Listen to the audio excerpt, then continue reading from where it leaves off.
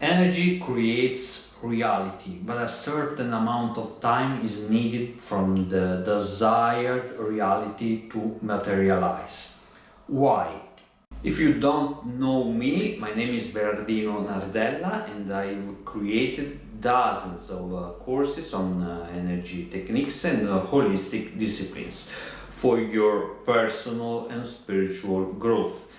In the description you will find the link to my free course, Meditation and its Secrets, where I will show you how meditation is actually a true energy technique. Sign up, it's free. But now let's get right into today's topic. The time break between energy and its manifestation, between a cause and its effect, could be defined as our existence, our life, our material reality, precisely because time exists in our dimension. From a spiritual perspective, time is exactly this, the distance between causes and their effects. We live in a temporal dimension because there must be this mechanism of cause and effect. But why does such a mechanism exist? Because otherwise we would not have free will. If at the moment I perform an action, I immediately experience its effects and immediately pay the consequences, whether good or bad, I would no longer have a choice. At that point, my way of acting would be entirely mechanical. For example, if I put my hand in the fire, I get burned immediately, so I no longer put my hand in the fire. When you were a child, you learned this by getting burned for the first time.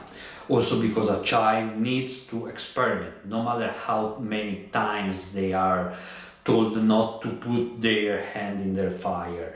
They will eventually do it to experience the effects because they are curious. In this world, we adults do the same thing. We are told that certain things are good for us and others are bad, but we want to experience them ourselves. We want the freedom to understand on our own. If we experienced the effects of everything we did immediately, we would not learn on our own. It would be instinctive knowledge, just as we now instinctively avoid putting our hands in the fire. But in this way, free will no longer develops, because you could no longer choose whether or not to perform a certain action, as you would immediately suffer the consequences. Every action I take can produce good or bad, but I don't see the effects immediately. This way I can freely decide how to act, and the impulse to analyze my behavior and understand whether it produces good or bad must come from within me. If, as with the hand in the fire, I immediately experience the pain, I quickly learn not to perform that specific action.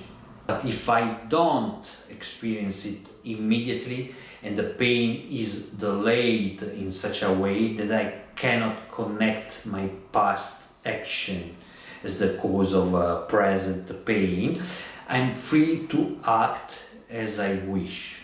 No one forces me to do good or bad, but it's something I must necessarily choose and understand myself.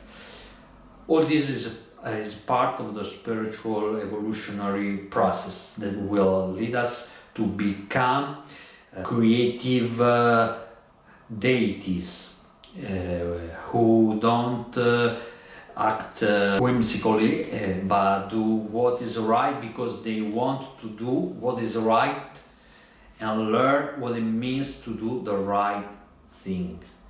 This is why we live in a temporal dimension where there is this time break between cause and effect, between energy and the manifestation of reality.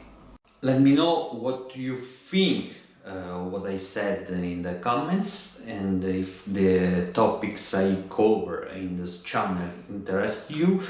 Help me grow it by liking the video and subscribing to the channel. That said, I bid you farewell, a big hug, and see you in the next video. Bye!